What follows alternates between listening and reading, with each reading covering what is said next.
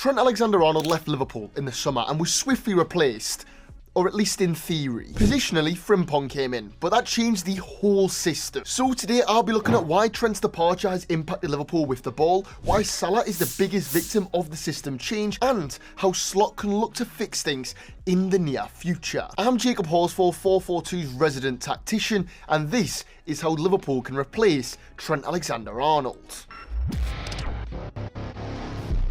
This was Liverpool's lineup last season. The back four was extremely flat, which meant that they had so many different options to play out from, and people like Salah could stay high because they didn't have to come back to support Liverpool get out of pressure. But they had Trent, and if you didn't know, he's pretty good at football, especially when the ball's actually at his feet. So he basically dictates build-up for you. Trent's heat map from last season shows him being everywhere. At times he'd be on the outside looking to whip in one of his famous crosses, and at other times he'd be in the half space as the main target for Liverpool to split the opposition's press with a pass into midfield. And that was ideal. It meant that Salah could move pretty much wherever he wanted. If he wanted to be by the touchline to cut in and shoot, or if he wanted to drift inside off of his marker's blindside, he could do that, basically just based off where Trent Alexander-Arnold was roaming at that time. However, the most important part of Trent was certainly that first phase stuff. I mean, no other player played as many switches of the ball between 2017 and 2025 in the Premier League than Trent Alexander-Arnold. The second closest to him is nearly 200 switches behind him. If we look at the touch map from Trent versus Newcastle last season and compare that to 𝗘𝗫𝗧𝗏𝗠𝗠 against Crystal Palace this season, the difference in where they're taking their touches is outstanding. Now, that obviously affects everything, because not only is 𝗘𝗫𝗧𝗏𝗠𝗠 a high-flying fullback, but the guy who's played more than 𝗘𝗫𝗧𝗏𝗠𝗠, Milos Kerkez, is also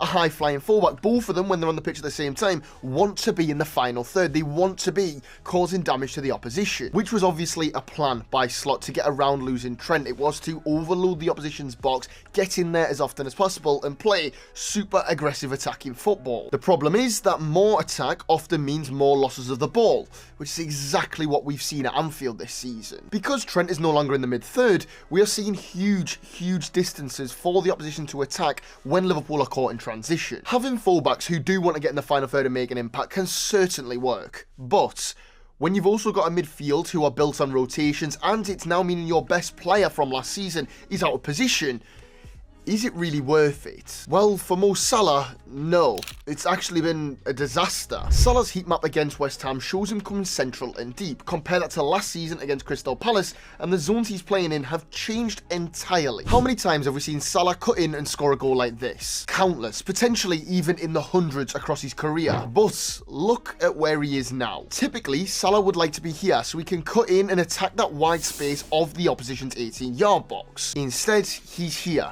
narrow and actually behind the ball. But how does this have anything to do with our mate Trent? Well, look at where Salah is here. He's in a 1v1 with a fullback, and then look at where Trent is in the half space, which gives Salah an option to pass inside, but also gives him that time to make a decision on the edge of the opposition's 18-yard box, and he does that and he finds a man. The average positions against Chelsea from last season show Trent drifting relatively high towards the halfway line and a little bit more central, whereas Salah, he's nice and high, but he's wider. He's the widest player on this map, and he's got plenty of players near him. The average positions from Man City this season, well, that shows Salah in Timbuktu, no one anywhere near him, and he's not the widest player on the pitch anymore. And that's because without Trent playing disgusting passes, Salah's job is to now stretch the opposition's defence to give the midfield time and space to get on the ball, and then turn the ball off the midfield with his back to goal. Now, it does mean that Salah's taken more touches per 90 this season than he did last season,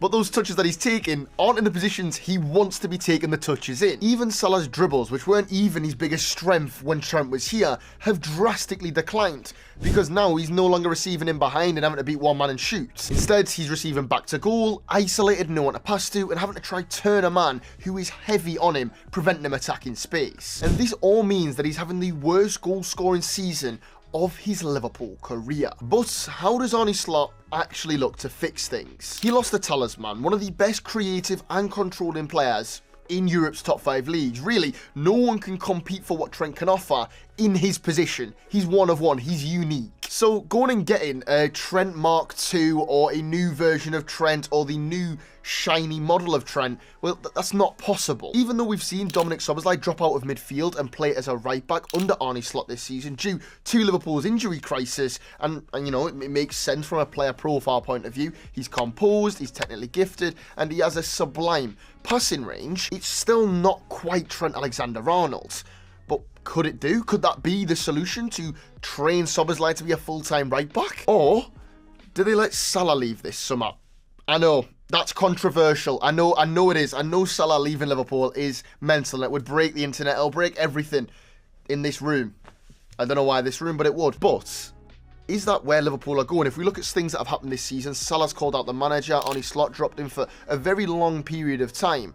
Maybe Salah's just on his way out from Liverpool now. On top of that, someone like Jeremy Frimpong, being Jeremy Frimpong, basically deletes Salah's role.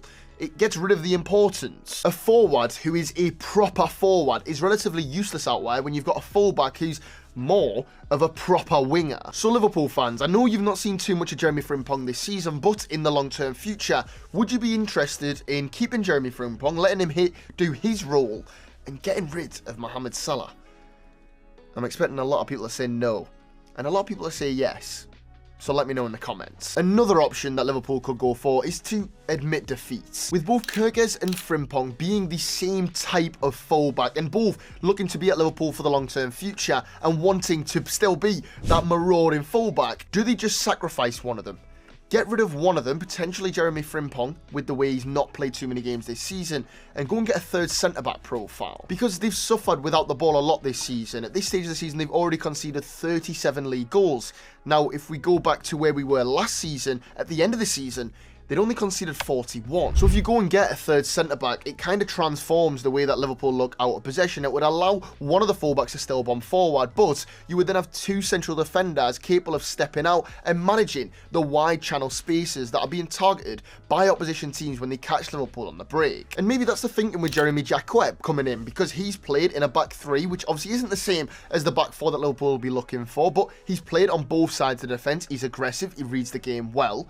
𝗬𝗫𝗧𝗏𝗧𝗏𝗧 slotting in here would allow for one of the fullbacks to still bomb forward and Liverpool to have a lot more control without the ball. It would be a tough decision though, because we've only seen Frimpong start 6 Premier League games this season and 𝗘𝗫𝗧𝗏𝗏𝗧 has started 23, and he's been up and down in his performance, but we know that these players from where they were at their old clubs have the potential to be so valuable in a team that do prioritise that attacking, full throttle, aggressive intent. We've just not quite seen it yet. But in the modern day basketball game of football, there is something there.